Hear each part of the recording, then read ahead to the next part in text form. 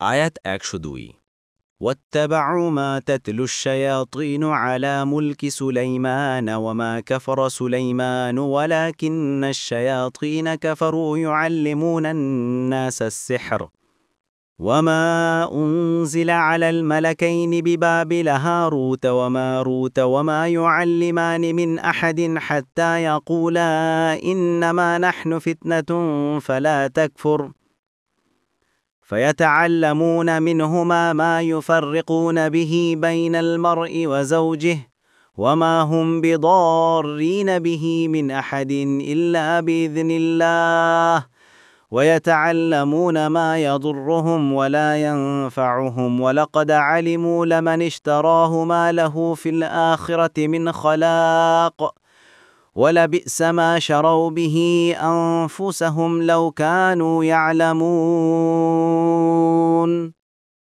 অনুবাদ আর সুলাইমানের রজত্বে শয়তানরা যা আবৃত্তি করত তারা তা অনুসরণ করেছে। আর সুলাইমান কুফরি করেননি, বরং শয়তানরাই কুফরি করেছিল। তারা মানুষকে শিক্ষা দিত জাদু ও সে বিষয় শিক্ষা দিত যা বাবিল শহরে হারুত ও মারুত ফিরিস্তাদ্বয়ের উপর নাজিল হয়েছিল। তারা উভয়ে এই কথা না বলে কাউকে শিক্ষা দিত না যে আমরা নিশ্চক একটি পরীক্ষা, কাজেই তুমি কুফরি করো না। তা সত্ত্বেও তারা ফিরিস্তাদ্বয়ের কাছ থেকে এমন জাদু শিখত যা দ্বারা স্বামী স্ত্রীর মধ্যে বিচ্ছেদ ঘটাত, অথচ তারা আল্লাহর অনুমতি ব্যতীত তা দ্বারা কারও ক্ষতি করতে পারত না। আর তারা তাই শিখত যা তাদের ক্ষতি করত এবং কোনো উপকারে আসত না। আর তারা নিশ্চিত জানে যে যে কেউ তা খরিদ করে, অর্থাৎ জাদুর আশ্রয় নেয়, তার জন্য আখিরাতে কোনো অংশ নেই। যার বিনিময়ে তারা নিজেদের বিকিয়ে দিচ্ছে তা খুবই মন্দ, যদি তারা জানত। তাফসীর ১ নং ফুটনোটের বিবরণ। জাদু এমন এক বিষয়কে বলা হয় যার উপকরণ নিতান্ত গোপন ও সূক্ষ্ম হয়ে থাকে। জাদু এমন সব গোপনীয় কাজের মাধ্যমে অর্জিত হয় যা দৃষ্টির অগোচরে থাকে। জাদুর মধ্যে মন্ত্রপাঠ, ঝাড়ফুঁক, বাণী উচ্চারণ, ঔষধপত্র ও ধূম্রজাল এসব কিছু সমাহার থাকে। জাদুর বাস্তবতা রয়েছে, ফলে মানুষ কখনো এর মাধ্যমে অসুস্থ হয়ে পড়ে, কখনো নিহতও হয় এবং এর দ্বারা স্বামী স্ত্রীর মধ্যে বিচ্ছিন্নতাও সৃষ্টি করা যায়। তবে এর প্রতিক্রিয়া তাকদিরের নির্ধারিত হুকুম ও আল্লাহর অনুমতিক্রমেই হয়ে থাকে। এটা পুরোপুরি শয়তানি কাজ। এ প্রকার কাজ শিরকের অন্তর্ভুক্ত। দুটি কারণে জাদু শিরকের অন্তর্ভুক্ত। ১. এতে শয়তানদের ব্যবহার করা হয়, তাদের সাথে সম্পর্ক রাখা হয় এবং তাদের পছন্দনীয় কাজের মাধ্যমে তাদের নৈকট্য অর্জন করা হয়। ২. এতে গায়বী ইলম ও তাতে আল্লাহর সাথে শরীক হবার দাবি করা হয়।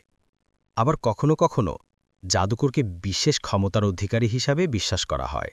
এই সবগুলি মূলত ভ্রষ্টতা ও কুফরি।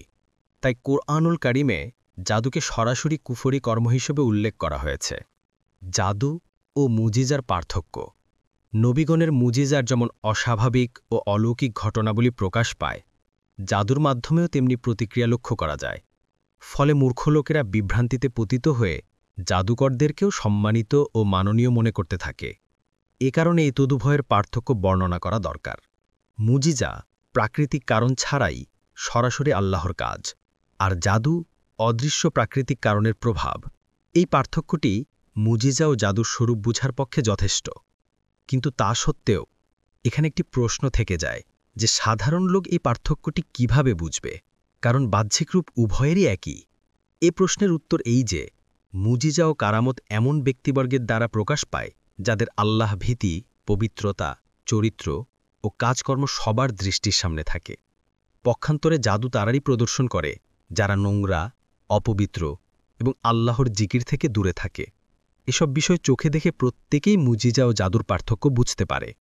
নবীগণের উপর জাদু ক্রিয়া করে কিনা এ প্রশ্নের উত্তর হবে ইতিবাচক, কারণ পূর্বেই বর্ণিত হয়েছে যে জাদু প্রকৃতপক্ষে প্রাকৃতিক কারণের প্রভাব। নবীগণ প্রাকৃতিক কারণে প্রভাবে প্রভাবান্বিত হন। এটা নবুয়তের মর্যাদার পরিপন্থী নয়।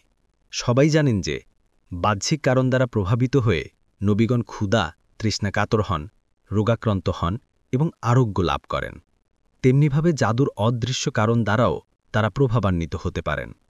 সহিহ হাদিস দ্বারা প্রমাণিত রয়েছে যে ইয়াহুদিরা রাসূল সাল্লাল্লাহু আলাইহি ওয়াসাল্লামের উপর জাদু করেছিল এবং সে জাদুর কিছু প্রতিক্রিয়াও প্রকাশ পেয়েছিল। ওহির মাধ্যমে তা জানা সম্ভব হয়েছিল এবং জাদুর প্রভাবও দূর করা হয়েছিল। দেখুন, বুখারি ৩২৬৮, মুসলিম 2189। তাছাড়া মুসা আলাইহিসাল্লামেরও জাদুর প্রভাবে প্রভাবিত হওয়ার ঘটনা কুরআনেই উল্লেখিত হয়েছে। ইউখাইয়ালু ইলাইহি মিন সিহরিহিম আন্নাহা তাসআ এবং ফাআউজাসা ফি নাফসিহি খীফাতাম মূসা, তহা ৬৬-৬৭। জাদুর কারণে মুসা আলাইহিসাল্লামের মনে ভীতির সঞ্চার হয়েছিল। মাআরিফুল কুরআন ২ নং ফুটনোটের বিবরণ। এ ব্যাপারে এক হাদিসে এসেছে, রাসূলুল্লাহ সাল্লাল্লাহু আলাইহি ওয়াসাল্লাম বলেছেন, ইবলিস তার চেয়ারটি পানির উপর স্থাপন করে, তারপর সে তার বাহিনীকে বিভিন্ন দিকে প্রেরণ করে। যে যত বড় ফিতনা সৃষ্টি করতে পারবে, তার কাছে তার মর্যাদা তত নৈকট্যপূর্ণ হবে। তার বাহিনীর কেউ এসে বলে যে, আমি এই করেছি, সে বলে যে তুমি কিছুই করনি। তারপর আরেকজন এসে বলে যে, আমি এক লোককে যতক্ষণ পর্যন্ত তার ও তার স্ত্রীর মধ্যে সম্পর্ক বিচ্ছিন্নতি না ঘটিয়েছে ততক্ষণ তাকে ছাড়িনি। তখন শয়তান তাকে তার কাছে স্থান দেয় এবং বলে যে, হ্যাঁ, তুমি একটা বড় কাজ করে এসেছ। মুসলিম 2813।